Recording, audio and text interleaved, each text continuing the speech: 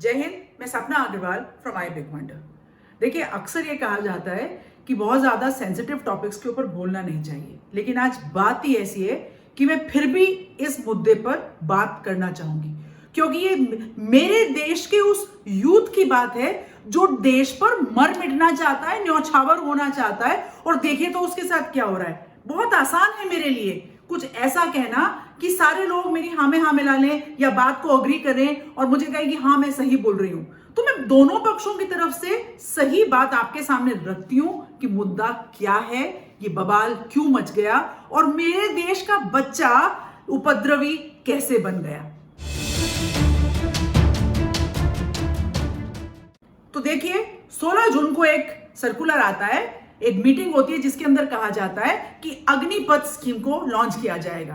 मैं वही हूं जिसने 2 दिन पहले एक शॉर्ट्स बनाकर ये कहा था कि अग्निपथ स्कीम अच्छी हो सकती है, इसको अगर सही ढंग से समझा जाए। जी हाँ, इसको समझना तो बहुत जरूरी है ना। समझाया गया कहां, थोप दिया गया और थोपने के बाद ये कहा जा रहा है पेंशन बचाने की कोशिश करी जा रही है।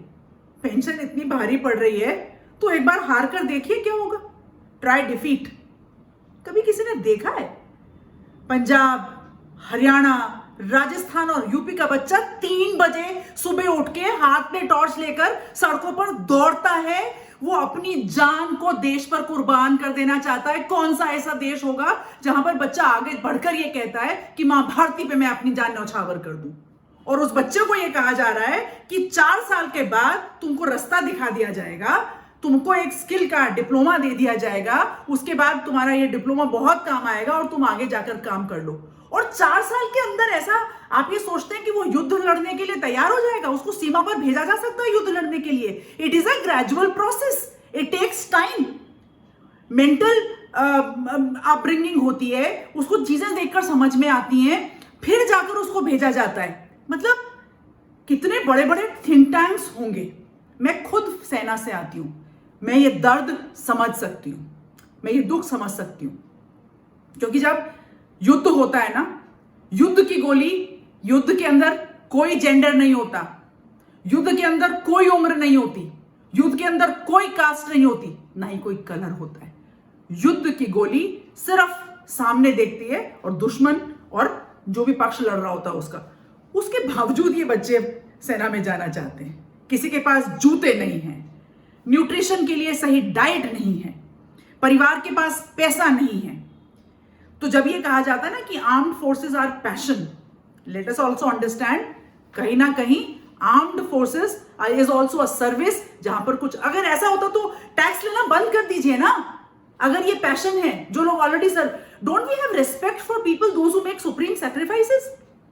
Don't we respect them? तो ये बच्चा जो फौज में जाना चाहता है और कुछ काम करना चाहता है, डोंट वी रेस्पेक्ट देम?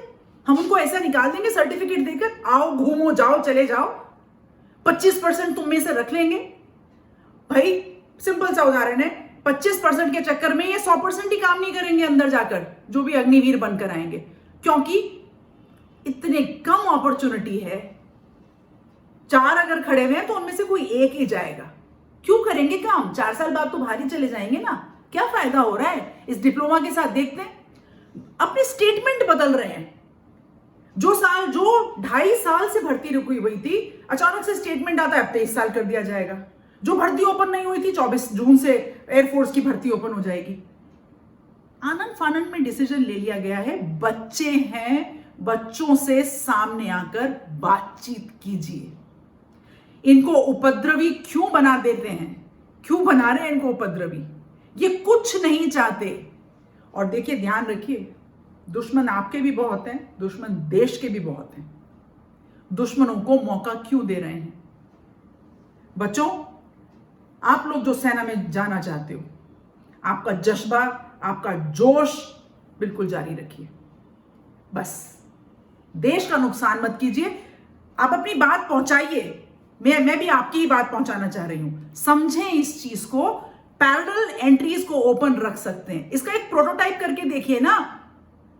अगर सक्सेसफुल होता है तो उसको कंटिन्यू कर दीजिए और दूसरी एंट्री को साइड में ओपन रखिए। ऑप्शन रहेगा उसके पास कि उसको रेगुलर में जाना है या 4 साल में जाना है। ऑप्शन रहेगा ना उसके पास, उसको सेना में भर्ती होना है।